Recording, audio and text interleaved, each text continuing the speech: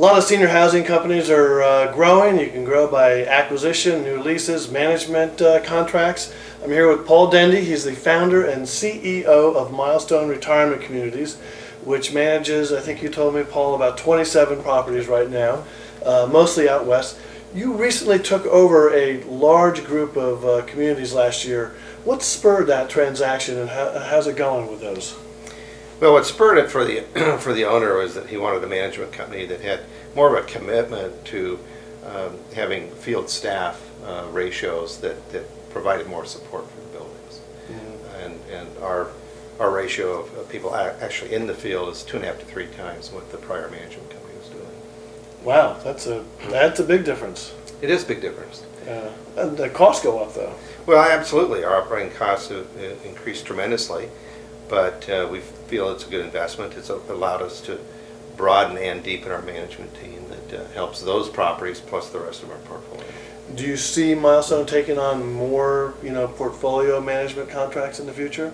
Well, we'd certainly like to if there's a good fit with with the geography, the owner. It's very important for us who we work for, and then we have a meeting of the minds about the importance of resident care and taking care of the asset. We are looking at some small portfolios right now. That last one you referred to was 10 communities, which was a big bite for us to take. Sure. And we certainly couldn't have done it at the time we did without the fact that we had formerly managed those properties in a prior life, so we were very familiar with them. Oh, that definitely helps. But you can grow with some portfolio acquisitions or management contracts, but how about just kind of onesie-twosies in the regions and in the local areas where you're already operating? Are you focusing on that as well, to kind of consolidate your market presence? Well, we are. Of the 27 communities that we operate, 13 of those are management contract only, and 3 of those are single assets. The other 10 are one owner. And then of the 14 that we own, all are part of the real estate or the operating business. We lease some of those properties from private investors. We lease some from REITs. 9 of those 14 for us started out as management contracts, and over the years we've been able to either buy in a piece or arrange a sale for the investors, the original investors, and then we bring in our investors, for example, along with a REIT, and accomplished the goal. Would you prefer to buy or buy, manage, lease? Owning is great. There's no question about that, but we've done very well in terms of just return on equity on our lease transactions. And the management business for us, as I said, has been good because we've been able to convert a lot of that to ownership. Plus, just the presence of those management fees has allowed us to broaden and deepen our management team, which is a benefit to the entire portfolio. So we're open to all of those aspects. So, and your current portfolio, the 27 properties, what's the split between IL, AL, and memory care, and do you want to continue with that split, or would you like to focus on one side or the other?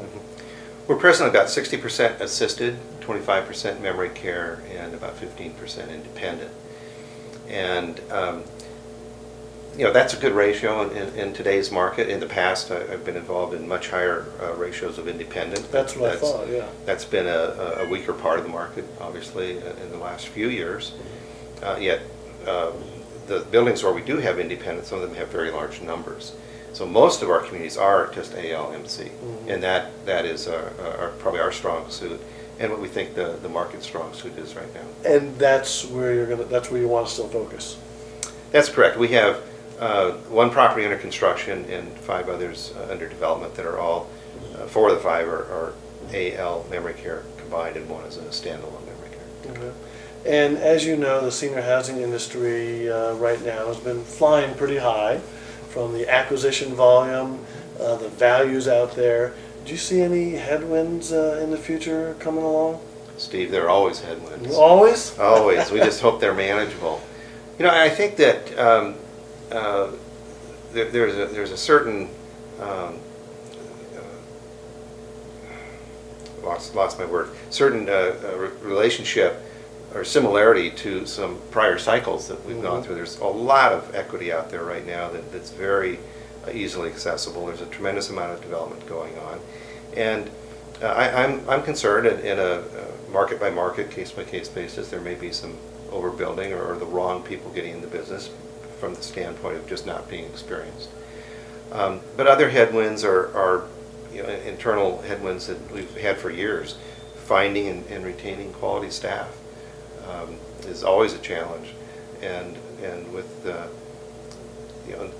nursing shortage that's out there, and not that we have nurses in all of our buildings or even 24 hours, and some we do, but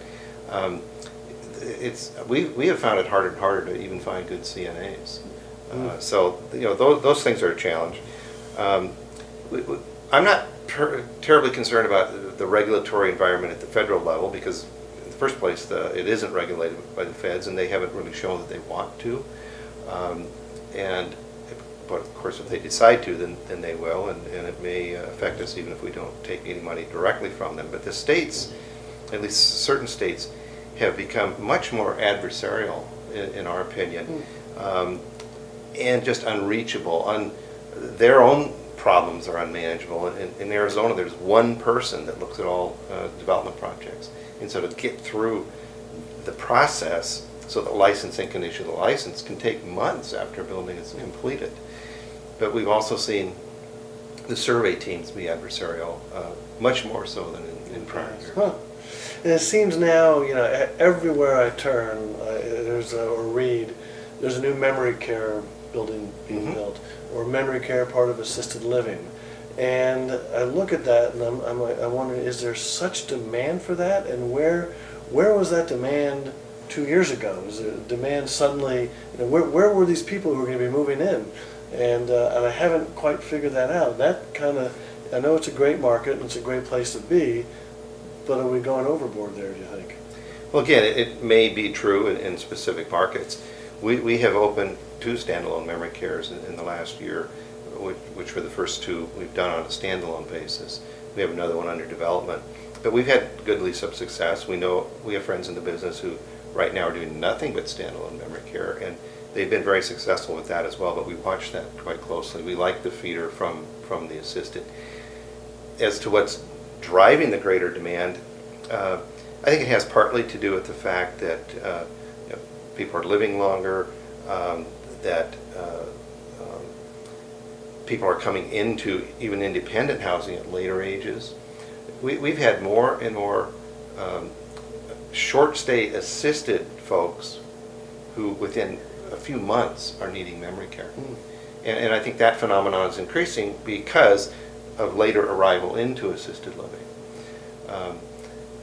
I remember a little verbal joust I had with Bill Colson 20 years ago, and he said that Holiday was and always would be an independent-only company.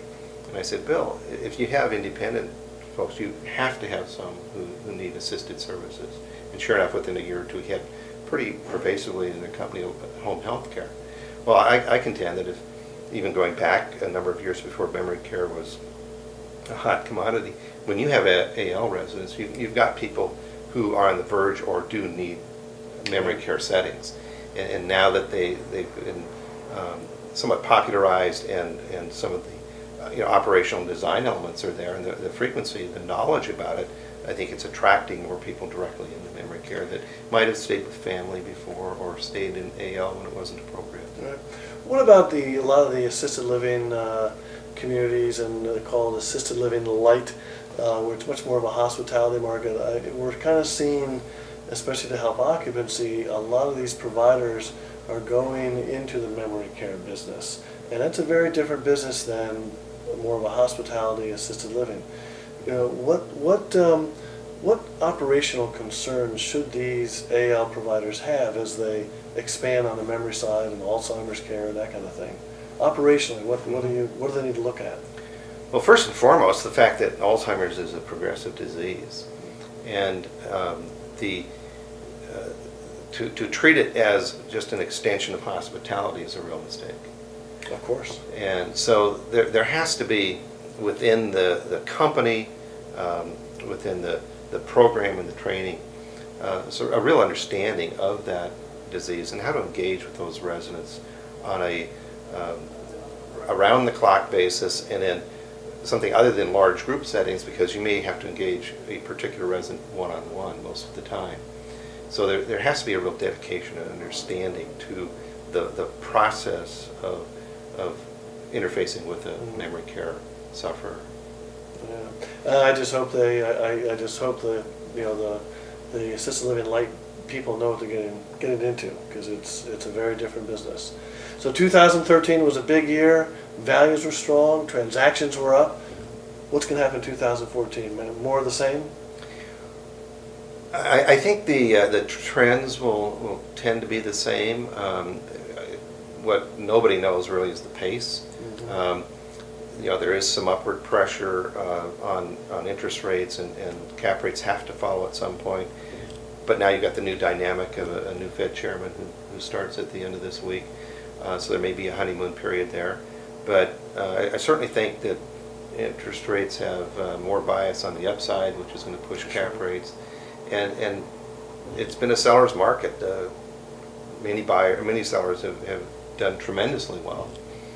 And it's making it harder I think, to buy things now, which we're constantly looking for good acquisitions because buyers are still remembering the 6 caps. So I think that there will continue to be a number of transactions, though, because there's a lot of equity and a lot of debt available in the industry again. So as I alluded to earlier, it's starting to feel like some of our prior cycles. One of our cycles in the non-cyclical business. Yes, yes. And some of us have been around long enough to remember 4 cycles. Some of us have. All right, well, good. Great catching up with you, and good luck on your growth plans, and I'm sure we'll be seeing you pushing past the 30 communities soon. Well, a number has never been a target for I know. us. People have asked us many times, how large do you want to get? And it's always been our mantra that size is not the measure of our company. We have turned down business, and we will turn down business if it's not a good fit for us in geography or in the philosophy of the owner, or if we're just not ready for it. So for the last 10 months since we took on that portfolio, we haven't wanted to add business, and we would have turned business down. We're getting close to being able to say we can take on some more business. So we'll see what happens. Well, that's a big change, 17 to 27. You gotta Absorb that. But you knew the property, so that helped. It did help. That helped. All right, great. Nice talking to you. Steve, thanks very much. Really appreciate it. All right, take care.